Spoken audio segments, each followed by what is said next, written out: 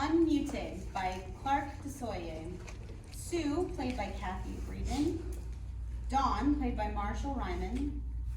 The television commercials by Tim, say your last name. Ahlenius. Thank you.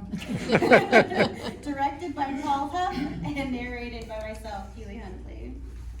A modest living room with a well-worn couch facing a TV. At Rise, before lights up, we hear melodramatic music. Isn't it romantic? Rising, and then a line of dialogue from an old movie that is suddenly interrupted by a TV commercial. Bad singing like an opera chorus. Here is a kiss, David. It's all in the family. I have a structured settlement, but I need cash now. Music abruptly stops as lights come on. Sue and Dawn sitting together on the couch. Dawn is forcibly pressing the mute button on the TV remote. Not quick enough with the mute, dear. Yeah, sorry. When Jeopardy or your news shows are on, they always warn us when they're gonna go to a commercial. But these movie channels, they just seem to throw them in anywhere. Well, it was pretty abrupt. 1 second we're on a 40s estate, and next thing we're watching a bad opera company. Weren't you just saying the other day they don't do catchy ad jingles anymore? Probably because you're usually faster with the remote, the mute. I've been spared having to listen to these. You're welcome. Do you even know what this one's about? I think it's a racket to buy out some sucker's annuity for half what it's worth. Nice. So much for consumer protections. So, what does that have to do with Vikings and I'm assuming medieval villagers? Who knows? Oh, here we go. No trust account to break into? Our trusted financial advisor, Tom Selleck, wants to sell your house. He looks so sincere. He wouldn't try to mislead us, would he? Not Magnum P.I. All my friends in high school had huge crushes on Really? him. Not me. I always thought he was too pretty. Cute. Too, I don't know, fake. And still has that 70s porn star stash. Always plays the same roles. Yeah, there's that too. Wait, now this one's my favorite. Just look at that pathetic looking carrot. That's a real thing? Apparently, it says so right there. 1 in 10 men suffer from Peyronie's. And that's problem. If you don't know. I guess I'm not one of the select few. No, you aren't. It might be kind of interesting. Not serious. No, just teasing. You've got a fine carrot. Patting Dawn on the thigh. Thanks. Our movie's back. Dawn unmutes the TV. Romantic music comes up. Lights out. End of scene. Scene 2 at Rise. Melodramatic music continues, and then before lights up, a line of dialogue from the movie is suddenly interrupted by a TV commercial. Keep talking, David. Keep talking. Partial response, that's when. Lights up. Dawn fumbles with the remote to mute the TV, turning to Sue apologetically. Sorry. It's okay. I should have seen it Sweetie, coming. they're really sneaking them in tonight. Popcorn? Sue gets up and moves towards the door, continuing to talk from off stage. Sounds good. My God, look at all that fine print. Can anyone even read it? Well, you'd never touch any of this stuff if you could. I was reading the Zocor medical warnings the other day. Zocor? My cholesterol meds. Where do you come up with the names? I think they dump out a bag of Scrabble tiles and start arranging the letters randomly. Until you come up with something that's not a word. Right, and presto, there's our new drug. May cause suicidal. Sue returns and sits down next to Dawn. Yeah, and this one's for an antidepressant, I think. That's why she's carrying around a smiley face sign. I guess. And once she takes these magic pills that you need to ask your doctor to prescribe for you, she can go shopping and take her kid to the park, just like all the other happy mothers. We really are living in Prozac Nation, aren't we? Or some variation of it. You know, these ads are awful, But it's nice to see interracial couples and gay couples and old people getting out and about, despite the constant threat of a stroke or broken bones. Yeah, watch out for that 4-inch curve, Granny. Just one injection a year. Bet that costs a bundle. No, look, it may be covered by Medicare. And who decides that? Nobody knows. Some mysterious cabal of regulators, healthcare, industry hacks, big pharma sales reps and lawyers, and maybe a couple of doctors. Don't forget the Ben Carrot lobby. I mean, those poor guys. And the sad soccer moms. I had the cheerleaders with bad skin. A microwave oven beeps off stage and Don jumps up and exits while talking. AFib, Sleep apnea, diabetes. high cholesterol. Don returns with a heaping bowl of popcorn that he places between them as he sits. Restless legs. Bulging eyes, unsightly veins. We are falling apart at the seams. Or so it would seem. I'd hate to be a doctor these days. People coming in constantly asking about shit they think they need for their flaky skin and bent peckers and sadness. You know, if you think about it, we put on this movie we love so much because we wanted to cheer ourselves up, to distract us from what's happening with David. If they just let us watch it, we wouldn't need a pill to cheer up. Why Cleveland? Who knows? You know your brother. He was probably going to a new Keith Emerson exhibit at that rock and roll place, or maybe Springsteen donated another guitar. Did you know that he'd seen the boss 30-some times and wrote up a set list for each show? I'm not surprised. And no two shows are alike. He's fabulous. So much energy, but 30 times? I wish Jennifer would just, I don't want to deal with it. She's just a kid, Don. She's barely seen David since he and Connie split. She wants us to hear it directly from the doctors and give her permission. To pull the plug. It's hard. A father she barely knows anymore, who for some strange reason listed her as his emergency contact. I'm sure she didn't want to leave New York in the middle of a semester to go to Cleveland. We'll be there tomorrow. Today, I just wanted to veg out. Remember the fun times with him, how we always tease him, how he is David in this. The guy everybody loves, wants to be around, wants to Not be with. everybody. I chose the serious, quiet, sweet brother. He's always so alive, never The life sits of the still. party. Remember how he put together those 4th of July basketball games with ours and all the kids in the neighborhood?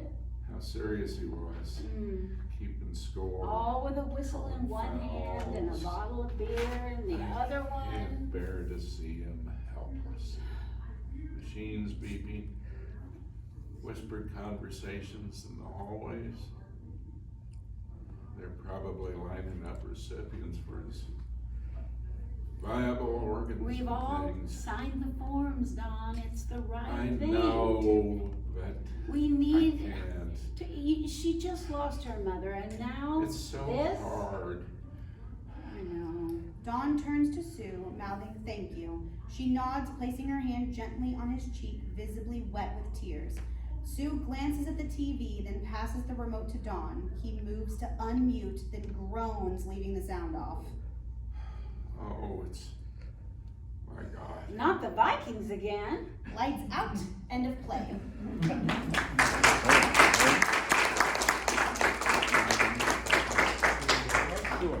Sure. Great. Come on up, Clark.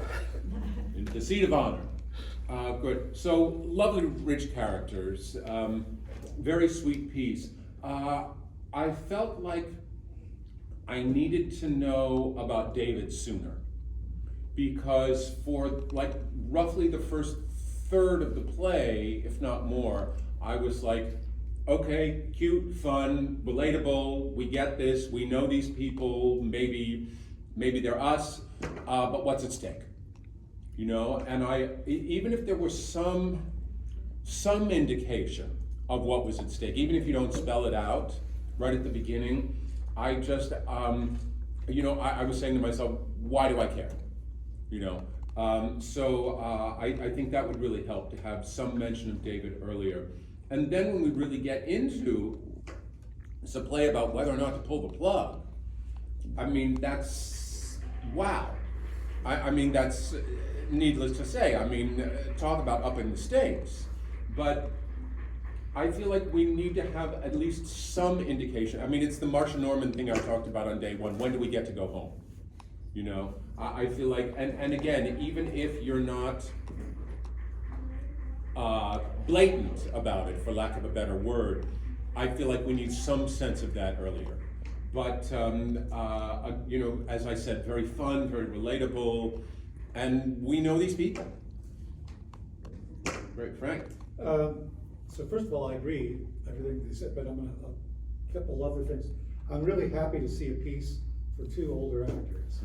You know, I think there's a real need in the country for material for act. I mean, I really do.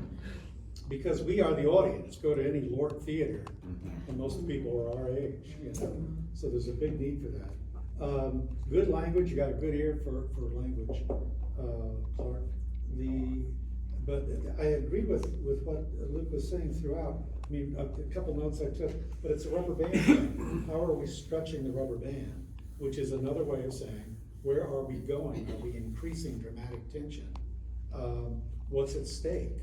And what struck me, and again, I don't want to, I don't want to seem like I'm rewriting your play, but what is at stake on stage? What is one person trying to get the other person to do? And what struck me right at the end, because you have the dialogue, we've all signed the forms.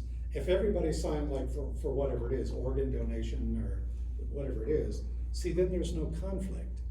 But, you know, a play needs conflict and negotiation. If one of these people has signed the forms and the other person hasn't, then the person who hasn't might be trying to get the other person to sign it. And the conflict for that is, because if I sign the form, I'm gonna donate my organs when I die, that's almost a little bit of a symbolic death when I sign this thing. Because I'm not signing it because, damn it, I'm immortal, damn it. You know, I'm gonna live another 80 years. Does it need, I wanna phrase this as a question, does it need some sense of conflict between the two? The banter about our physical challenges is terrific.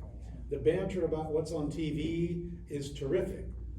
But where's it going? And where's the stretch of the rubber band? Where's the raising of the stakes? And with all this banter, if I'm trying to get you to sign the papers, see, but right now you've cut that off because they've already both, you know, what's the line? We've all signed the forms, was that the? I mean, even if I sign a document saying I want to donate my organs, Right. when the next of kin or the designated person to do your bidding after you're dead decides they're not going to do that, they're not going to do that. Okay. So it's still an open question. Right, I think okay. they're agreeing that they want to go along with. We have no idea what the daughter's going to say. Okay. Well, just whatever specific, see, there's that great Japanese proverb, there are many paths to the top of Mount Fuji. So whatever path you are choosing, whatever your specific is, can you stretch the rubber band and have some kind of conflict on stage between people? I was thinking the conflict was between them wanting to watch a movie and what the movie was throwing at them with all these commercials. Right. The issue with that only is, are the stakes high enough? Yeah. You know? Yeah. I mean, hey, come see this play. They argue about whether to watch this show or that show. You know, come see this play because it's about us. They are us. You guys are me now. They're gonna be you down the road a little bit, you know? It's going to be that. And all these things matter, and the stakes are high. You know, I mean, I'm conscious every day of okay, I'm not gonna, I mean, here in Kansas City, 2024 was a tough year in theater. A lot of good friends of mine died. A couple of them were younger than I am. So what does that mean for me? Am I gonna watch that movie, 10 minutes in, doesn't hold me, it's over, We make decisions every day because with an awareness of how much time do we have. Am I gonna read that 700-page novel? It's not catching my interest. I'm at page 50.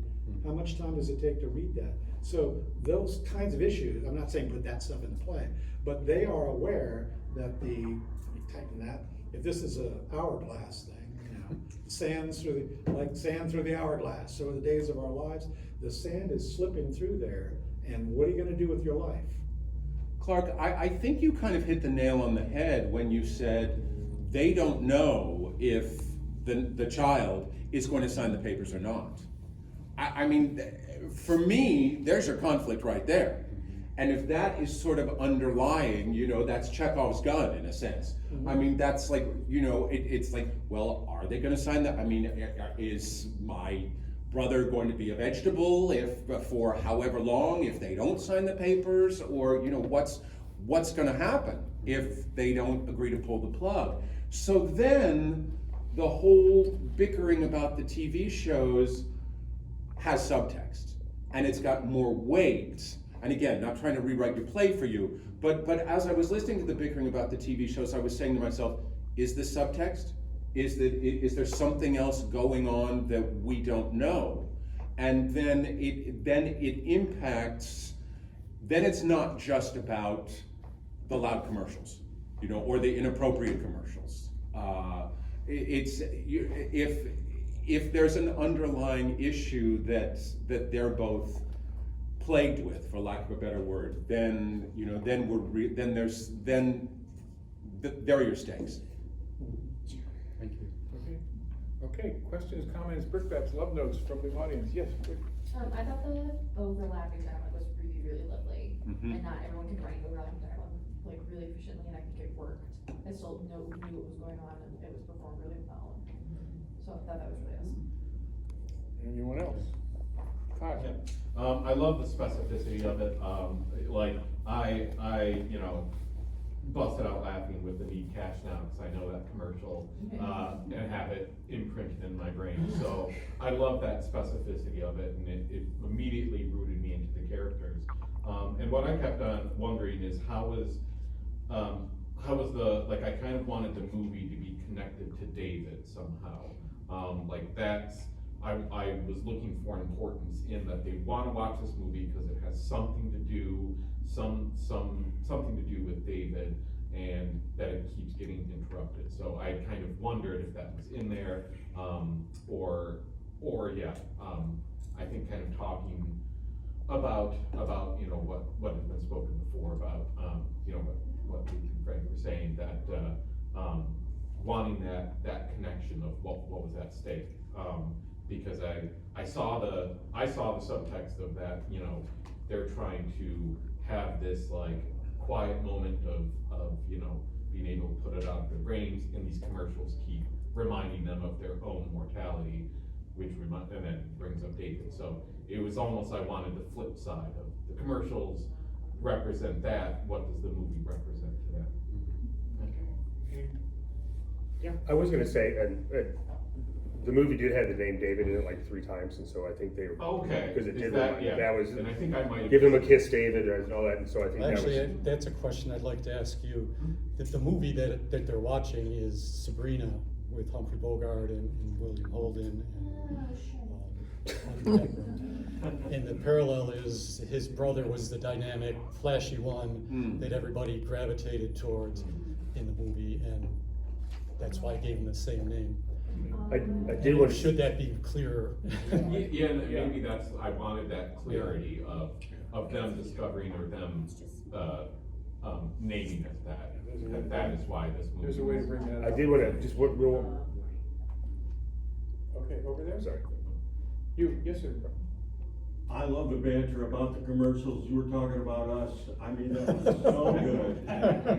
Yet I think that could be history in a few years. There won't be commercials anymore in movies or whatever, like in Netflix. You Yeah. can have commercials or pay more and not have, and I think it would be funny having the commercials with the news coming on, because we watch the news and the news is sometimes, oh my God, you know. Anyway, that's another place. Frank, you had your hand up? Well, just, I mean, this is kind of a larger philosophical question. Like Sabrina, I mean, this comes from my experience of teaching college. Like, I'd always ask students, so the last semester I taught, I asked a class of about 18, how many of you have seen a production of Glass Menagerie? Nobody. Okay, how many of you have read it? 1 out of 18, you know, and a few had never heard of it.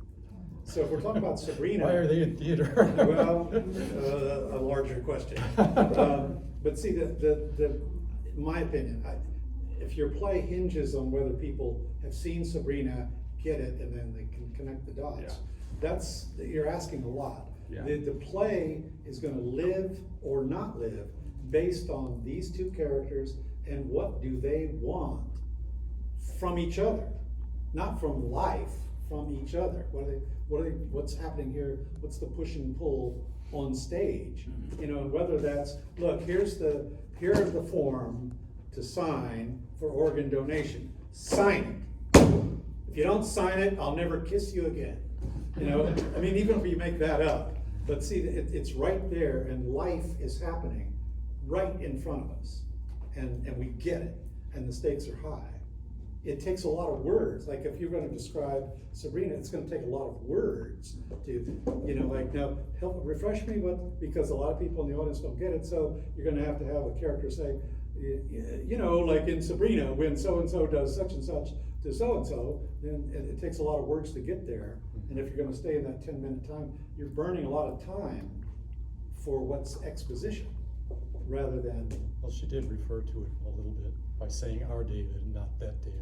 Okay, yeah, okay. But like you said, Can I make a comment about the overlapping lines, which was a great point, but what we didn't notice it in rehearsal, some of those overlapping lines were also some of your best laugh lines. And because the overlapping, you didn't give the audience time to actually enjoy those lines. And so I know that you recorded, you might go back and see if that's an opportunity to kind of slow that piece down so the audience can actually appreciate the moment instead of missing out on something. yeah. I had the joy of doing this piece last year and playing what Marshall did then. Marshall was so much better. But I appreciate watching it grow and seeing how the changes are going through it. I think it's really well done, but yeah. Thank you. Any other questions? Yes. Yeah, Clark, I felt like the carrot bit was lots of fun. I feel like you could potentially go further with that in terms of their relationship. You know, oh honey, I haven't seen your carrot in a long time. Or whatever it is, you know, because she says something like, "Oh, your carrot's just fine," but which was great. But I think you could mine more gold there. If I remember correctly. Right. Yeah. Exactly. I'm taking that. Do that with the rabbit play from the other night. Yeah. Right. There you go. Any other questions, comments? All right, thank you so very much, everyone. Thank you, Bob. Thank you.